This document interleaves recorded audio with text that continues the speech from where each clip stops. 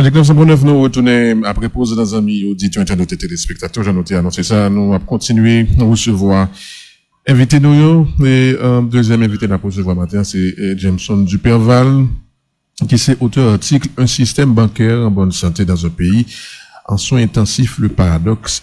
Kamel à Robertson. Oui, c'est ça, oui. Et nous avons plaisir à parler avec Jameson Duperval, qui est économiste. Monsieur Duperval, bonjour.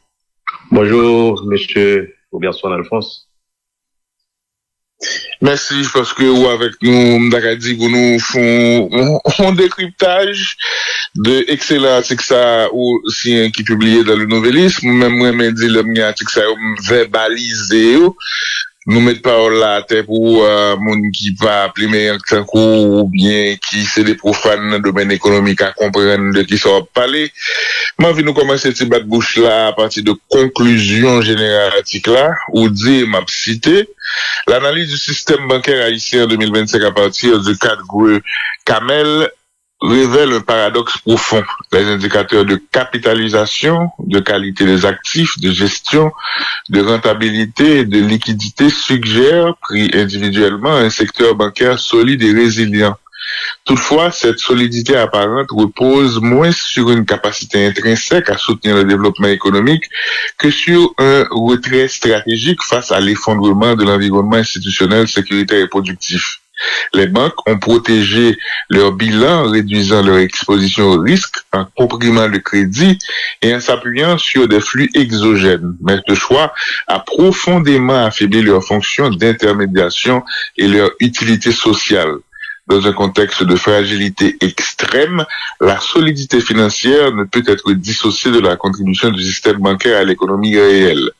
Lorsque les établissements financiers privilégient la préservation du capital et l'extraction de marge au détriment de l'investissement productif, la rentabilité cesse d'être un indicateur de performance économique et devient le reflet d'un dysfonctionnement collectif. La solidité mesurée par les ratios prudentiels masque alors une fragilité plus profonde, celle d'un système bancaire qui prospère dans une économie appauvrie et fragmentée sans créer les conditions d'une reprise endogène. L'expérience haïtienne montre ainsi que la finance ne peut constituer durablement un espace de stabilité autonome dans un pays en crise structurelle. En l'absence d'un lien organique entre la trajectoire du secteur bancaire et celle de l'économie réelle, la rentabilité et la liquidité observée restent dépendantes de facteurs exogènes et exposées à la rupture brutale. Tant que les banques ne s'engageront pas dans la reconstruction du tissu productif, de l'emploi et de la confiance économique, leur solidité demeurera essentiellement comptable et donc intrinsèquement fragile. La stabilité financière véritable ne se mesure pas à la capacité de survie dans le chaos, mais à la capacité de continuer à la sortie durable de la crise. Monsieur Duperval, merci pour analyse là, merci pour conclusion ça. Mettez la terre pour monde nous comprendre, non. L'on analyser et banque opération yo ça chiffre yo dit où qu'il faut arriver à conclusion ça alors analyser par exemple liquidité et bancaire yo estimé et qu'on illusion et d'abondance leur analyser rentabilité bancaire et défaillance systémique ou observer leur analyser excellence défensive sans vision transformative le ou analyser et d'autres aspects de l'opération bancaire où arriver à conclusion ça. C'est normalement pour expliquer article ça en une phrase. Un exercice difficile, oui, en une phrase, un monde qui pas initié dans l'économie, vous me dites, mais ça, monsieur Duperval a dit nous là. Merci beaucoup. Avant que m'entre dans le sujet, je à ce que pour me souhaiter une bonne année 2026 à tout staff radio, notamment Jean-Daniel Sina, Junior Célestin, Robertson Alphonse et Robinson Jefford. Donc, merci aussi que vous faites conclusion ça pour souligner aspect qui est dans l'article là. Et un aspect que vous capable de résumer, c'est que dans tout pays, toujours il y a un lien fondamental entre ça qui est l'économie réelle là. Puisque World Bank qui s'allie, c'est assurer sa intermédiation financière.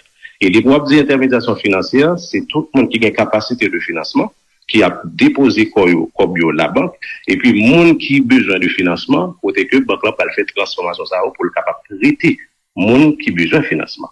Maintenant dans le système financier, nous voyons que pas de crédit qui baille, pas gagner aspect qui est lié avec activité innovatrice que banque a fait. Maintenant, on va regarder tout ratio de rentabilité, de performance qui est développé pour analyser système financier, il y a tout performant.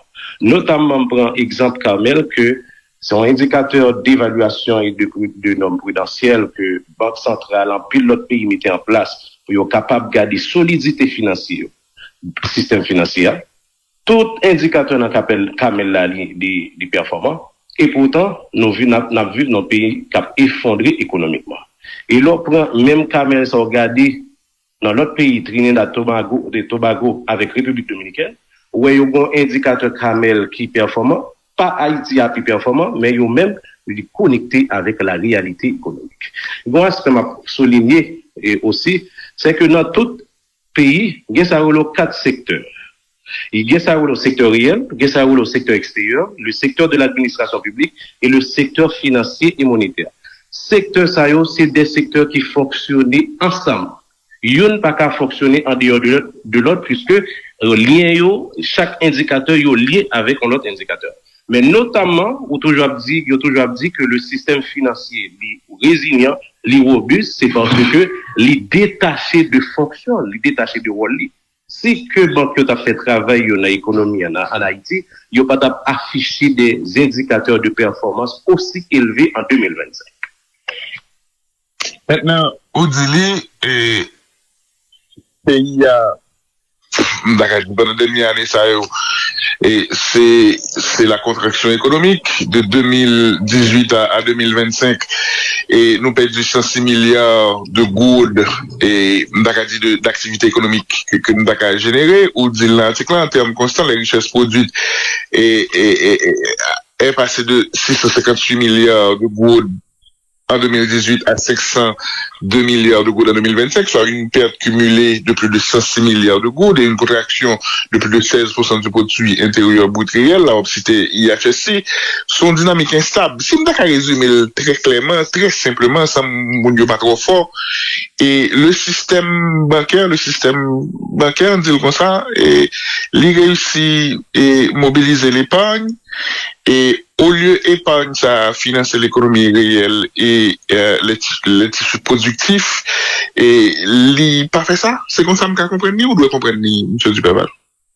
Merci pour l'approche. Effectivement, l'offre un système financier. Le système financier, comme je disais tout à l'heure, c'est assurer que il finance l'économie réelle. C'est-à-dire que activité qui a créé emploi, et financer les PME pour les PME aussi pour capable augmenter le niveau de richesse qui dans le pays.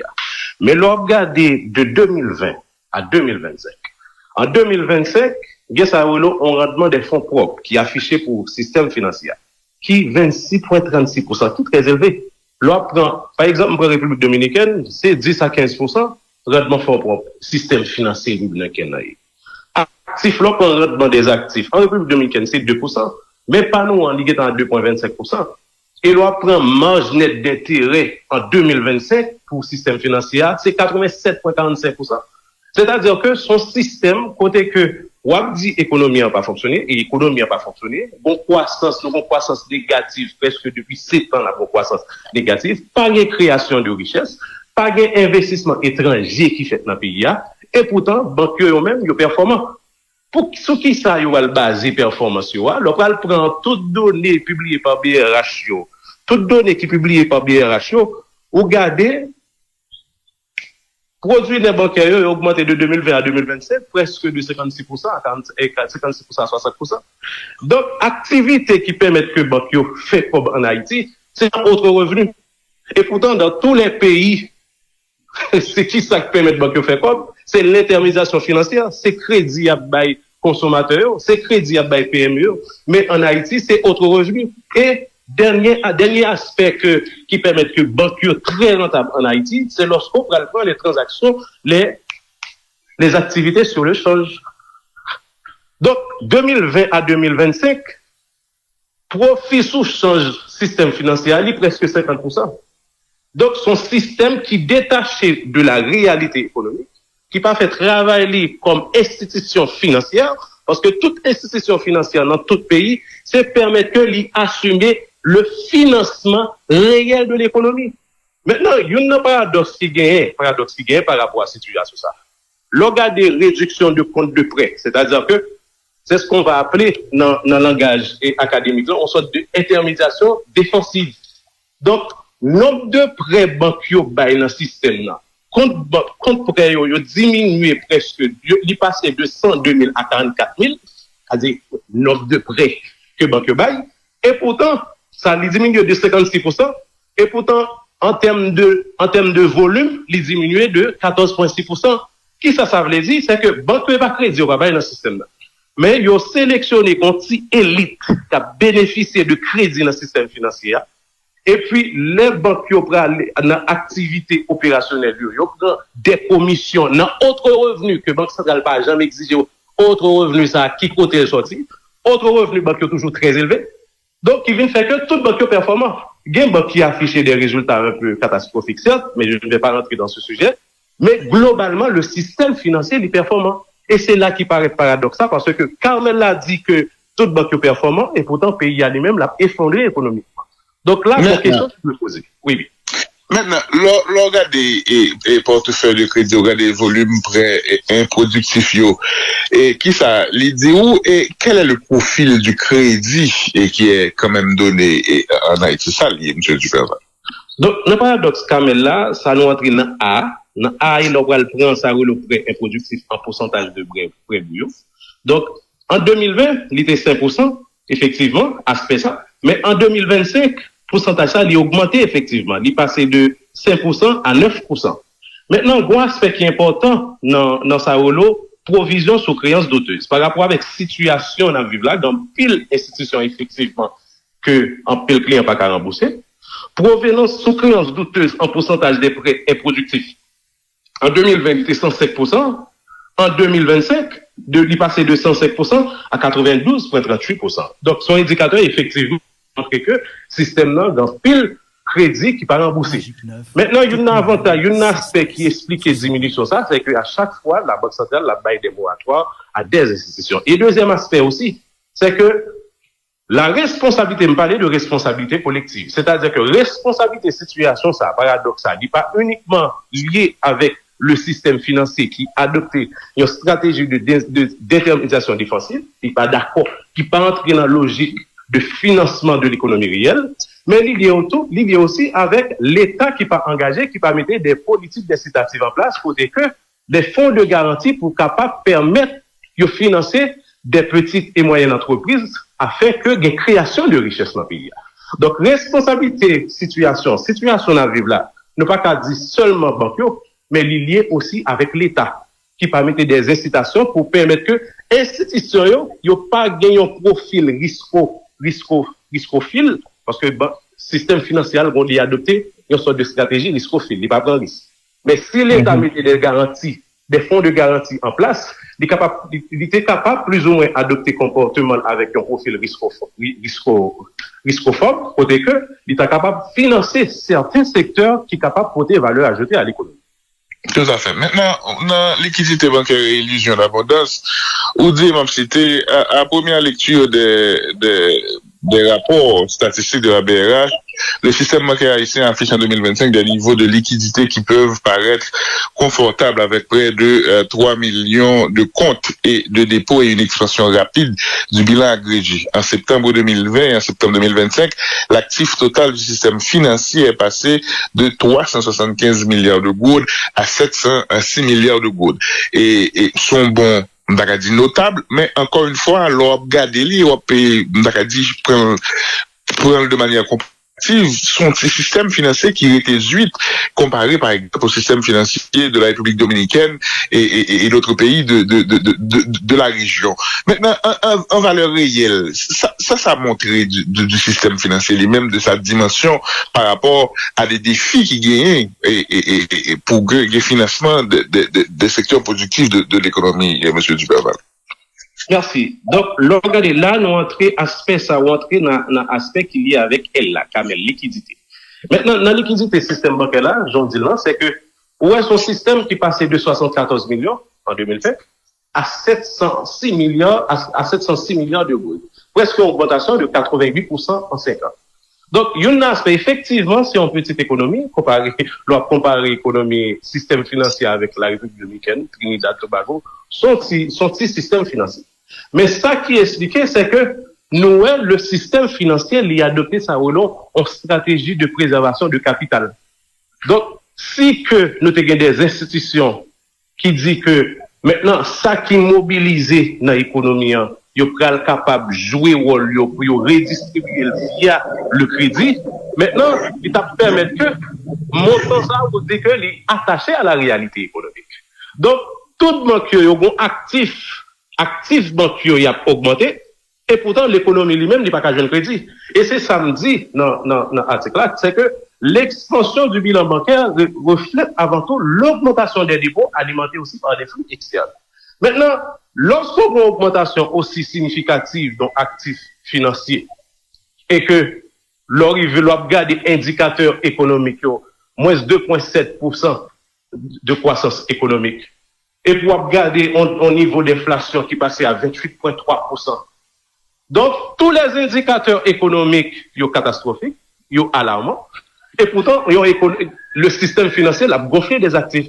En 5 ans, il a presque mobilisé 88% en sorte de liquidité dans le système-là. Donc, c'est tout aspect ça qui dit que maintenant, il faut garder le système financier. C'est quoi le problème? Oui, le contexte n'est pas favorable au crédit, mais qui ça a mis en place côté que performance système financier n'a observé via le paradoxe du Camel, comment nous sommes capables de faire que indicateurs ça ne pas des indicateurs comptables qui peuvent dire que un système résilient est robuste, mais il faut nous dire que comment nous pouvons lier le système financier avec la réalité. Et si toutefois, est-ce qu'en parallèle, M. Duberval, la demande de crédit a chuté? Et si oui, pourquoi, d'après vous? Oui, la demande de crédit, est-ce que vraiment la demande a chuté? Je ne vais pas dire que la demande a chuté. On a simplement, je pense que le système financier, il simplement utilisé ça en sorte de rationnement de crédit. Donc, lorsqu'on a plusieurs programmes qui adoptés dans plusieurs programmes dans la politique migratoire, là, on va prendre Nicaragua, on va prendre Biden, on va prendre l'autre aspect qu'il y a avec situation socio-économique, là, qui vient faire que dans un client qui fait des crédits, qui pas arriver à rembourser, qui juste pour crédit ça, yo organiser des voyages vers l'étranger. Maintenant, situation ça vient faire que institutions financières, yo viennent faire un rationnement de crédit avant que yo décide un agent économique qui a crédit, yo fait un pile analyse et que yo exige aussi des collatéraux parfois qui même aller au-delà de ça au demandé. Mais pour qui ça, c'est parce que yo pas voulu risquer encore. Donc, l'organe d'évolution, ça n'a pas regardé tout à l'heure, la question de créances douteuses dans le portefeuille bancaire, il était très élevé en 2020. Et l'organe de diminution, diminution pas très significative, c'est presque de 105 à 98%. Donc, qui vient faire que l'institution financière pas voulu bailler crédit, mais il y a une demande de crédit. Maintenant, on nous prend l'économie, il me content qu'on partage les chiffres et pendant et de 2018 à 2025, c'est 106 milliards de perte de produits intérieurs bruts.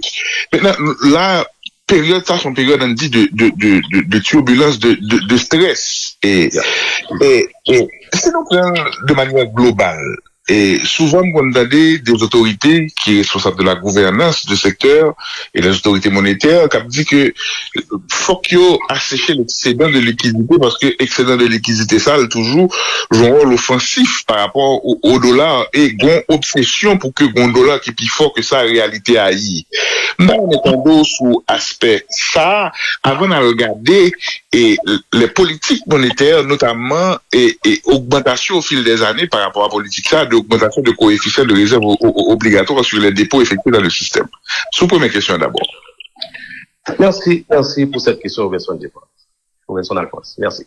Donc, il y a un aspect que moi, je souligner par rapport avec cette histoire d'affichement. Maintenant, qu'il y avait, parfois, il impactait le taux de change dans le système financier. bon aspect que faut nous toujours considérer. Un aspect, c'est que si niveau de liquidité qui est dans le système financier n'est pas en adéquation avec la production globale, la prier des imperfections, un, sur le niveau d'inflation, deux, sur la valeur de la monnaie nationale.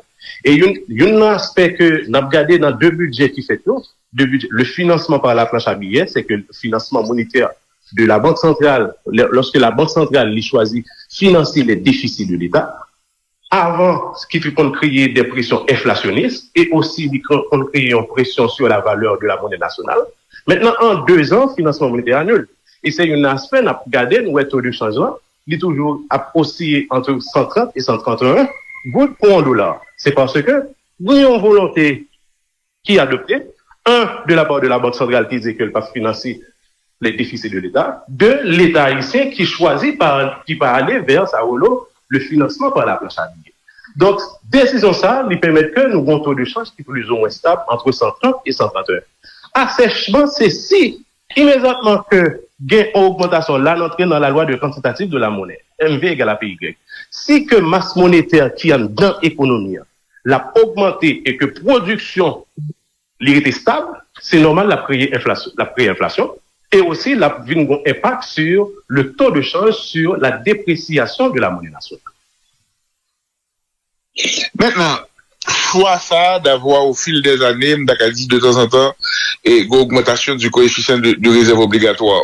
C'est toujours évoqué au nom des normes prudentielles pour protéger le déposant. Mais dans la réalité, lors des conversations avec des financiers et des banquiers, ça fait moins de liquidité à leur disposition pour financer l'économie, pour donner du crédit à l'économie. Ça vaut pour vous comme argument, et James Glover. D'accord, merci. Dans la question de politique monétaire, il y a ça en politique monétaire expansionniste et politique monétaire restrictive. Dans la politique monétaire restrictive, là, la Banque centrale a choisi d'augmenter le taux de réserve obligatoire. Qui ça, ce taux de réserve obligatoire là? Actuellement, il y a 44%. C'est que les banques, ils ont une obligation pour toujours prendre 44% dans l'actif, dans ça, les déposants, ça, ou déposer ça. Agent économique qui a déposé sur compte, 44% pour déposer sur compte dans la Banque centrale. Maintenant, dans tous les pays du monde, et c'est parce que la situation économique, situation socio-économique haïtienne est particulière, on ne peut pas augmenter le taux de réserve obligatoire, parce que c'est immédiatement que vous augmentez le taux de réserve obligatoire là, ou dit institution financière là, il y a moins de scope dans elle, et s'il y a moins de scope dans elle, il n'est pas capable financer l'économie réelle, il n'est pas capable de assez de crédit dans l'économie. Maintenant, plus qu'il y a observé institutions financières, il n'y a pas de rôle des intermédiations financières, donc, ou pas jamais institutions financières au plein pour taux de réserve obligatoire qui est 44%. Et il est très élevé. C'est uniquement pour capable de protéger le système financier qui est fragile. Le système financier est très fragile, donc la responsabilité de la Banque centrale, c'est toujours augmenter le taux de réserve obligatoire pour que immédiatement, tu as une fragilité, c'est ce qu'on va appeler le risque systémique. Si vous institution de deux gros banques dans le pays, qui c'est Sogebank et Unibank, qui touchent actifs, seulement 2 banques actifs en termes de liquidité, qui sont 2 à 50%. Donc, lorsque si vous avez un risque systémique dans le secteur financier, ça a impacté globalement l'économie. Donc, la responsabilité des autorités en place, c'est augmenter le taux de réserve obligatoire. Mais si c'est un pays qui a fonctionné, 44%, il n'est pas 44%, il est très faible pour capable permettre que l'institution financière finance l'économie réelle. Puis il y a plus de liquidité quand même.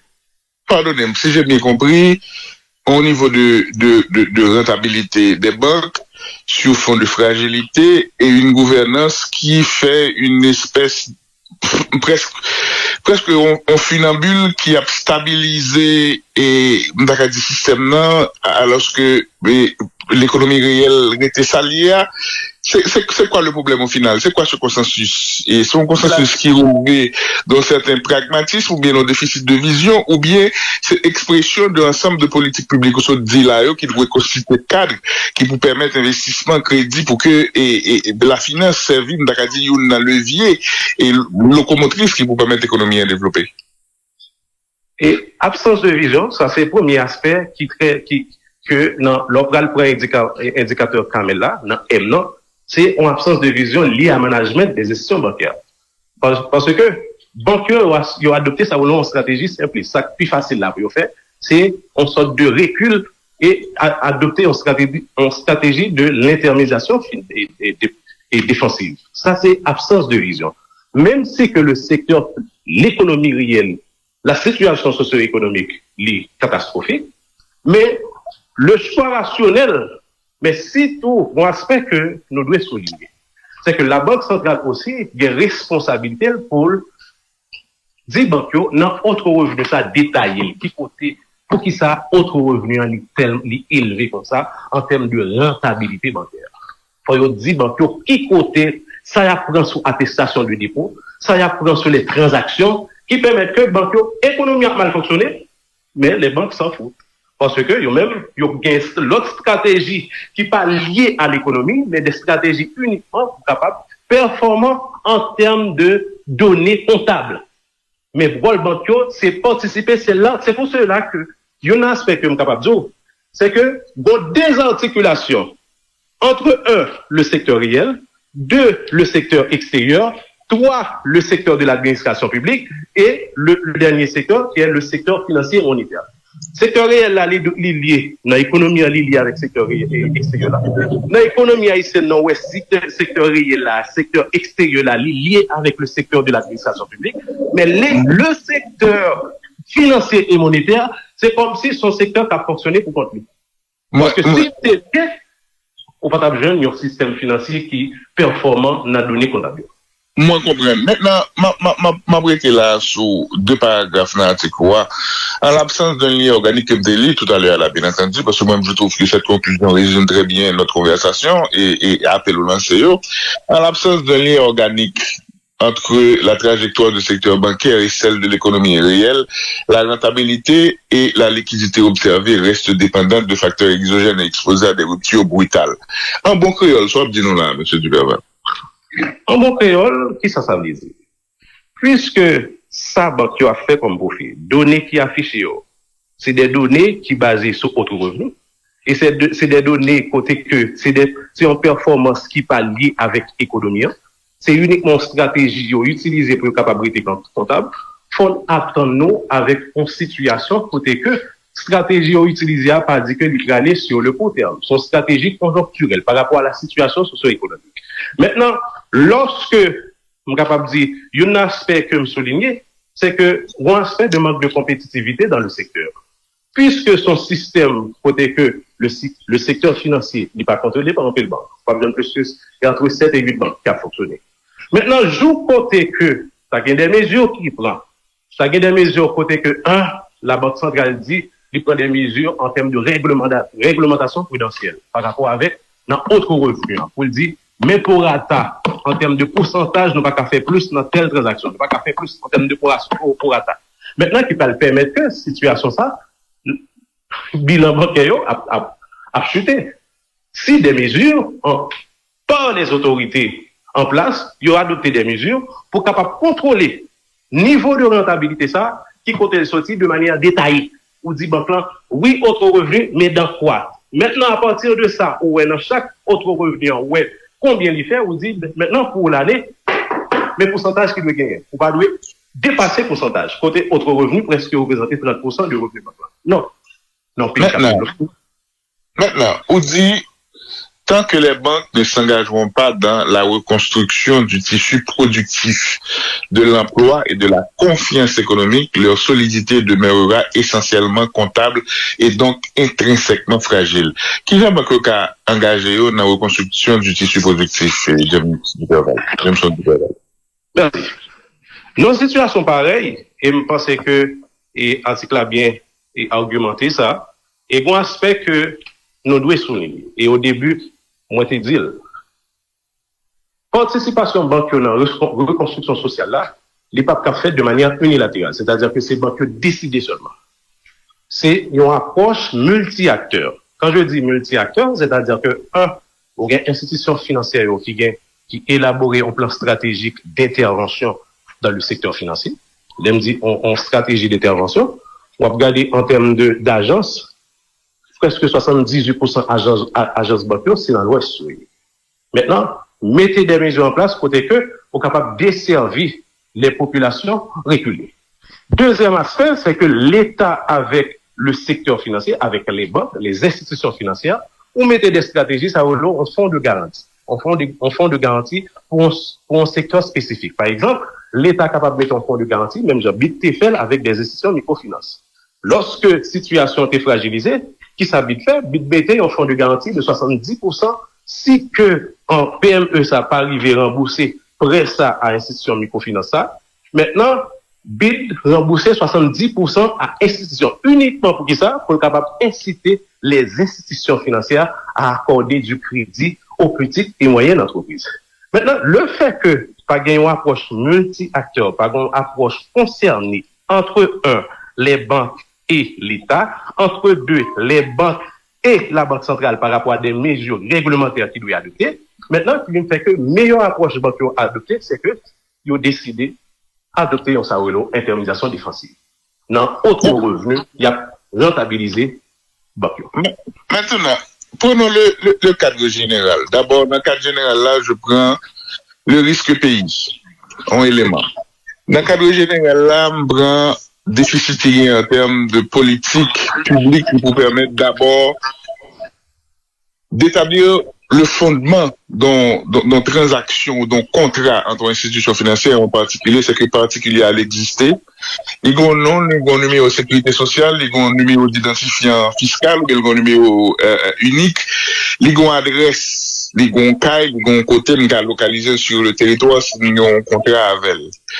Et déficit à ce niveau-là. Collatéral, on dit premier bien naturel que les hommes dépossédés, c'est la terre. Et on connaît toute difficulté de gagner, par exemple, pour un monde, lorsqu'on est dans des espaces urbains, pour rentrer en province, pour que on ait terre qu'on exploiter pour bailler comme collatéral. Déjà, au niveau législatif, il y a ces freins.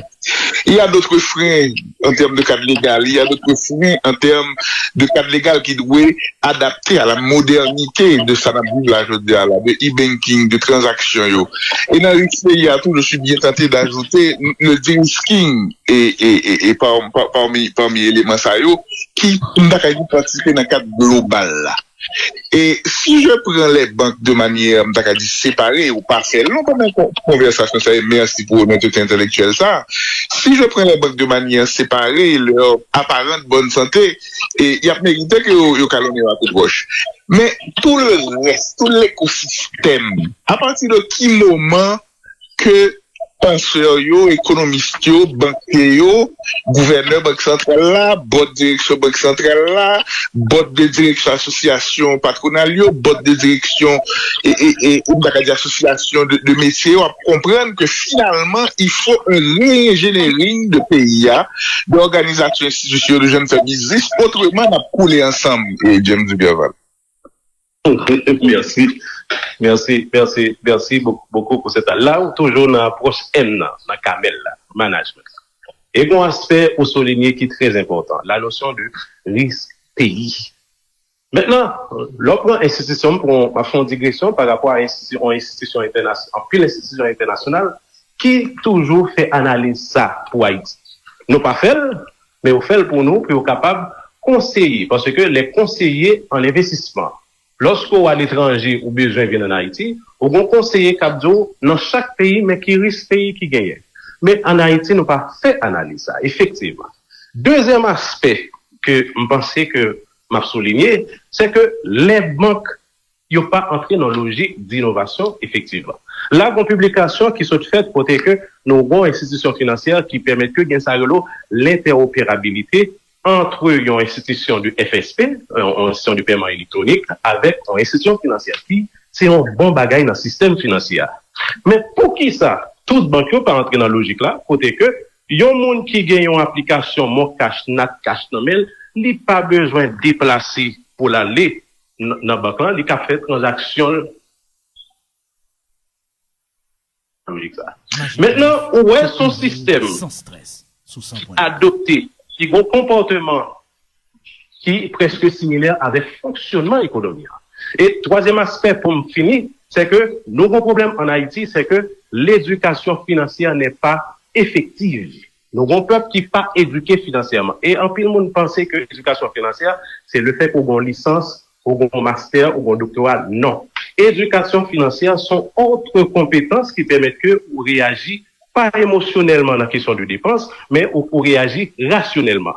Si que éducation financière là, elle était effective en Haïti, on met sûr que il y a des recommandations qui t'a faites presque chaque 3 mois, chaque 6 mois, par des agents, par des citoyens, aux institutions financières pour adopter des mesures d'innovation et des mesures pour capable mieux desservir la population haïtienne. Maintenant, nous avons un système financier qui est stable. 1, il est performant.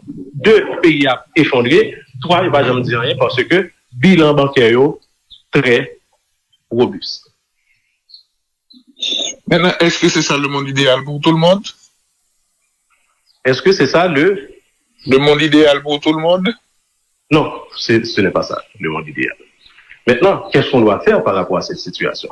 Et comme je l'avais souligné, l'approche, ou besoin d'approche multi-acteurs, ou besoin d'approche multiniveau.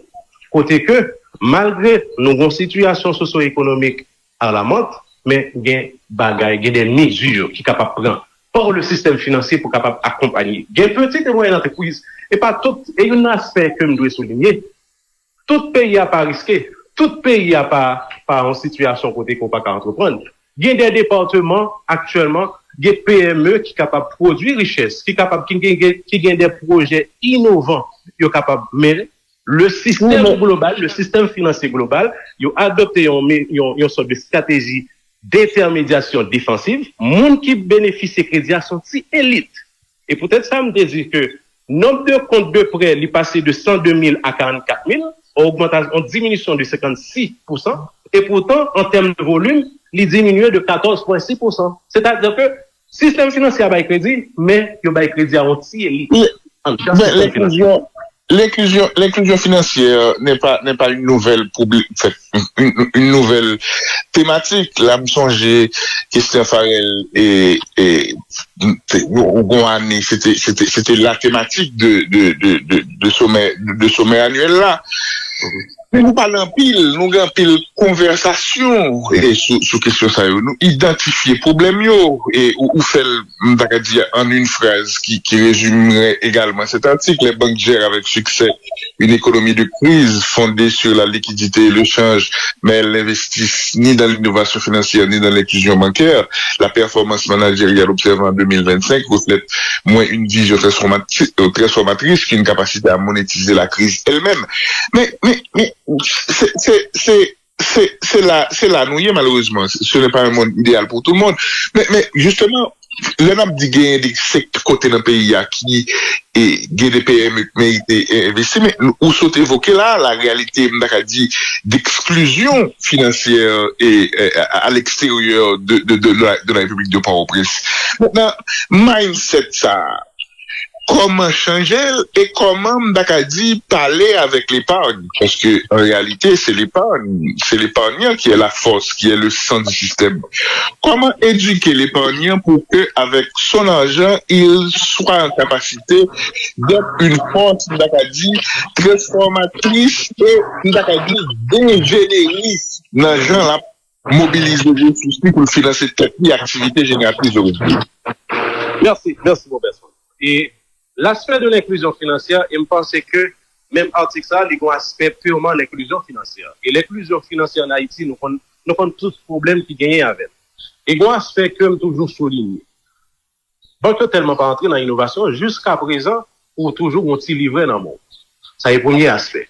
Nous pouvons dans l'innovation, côté que maintenant, on n'a pas besoin de s'y livrer dans le monde, ou une application, ou à e-banking, ou une application capable de retirer cash, même là, ou à Bahamas, ou à Bad, ou à Namibie. Maintenant, on est purement de la transformation digitale, la transformation du secteur financier, côté que nous pas besoin de s'y livrer pour faire des transactions.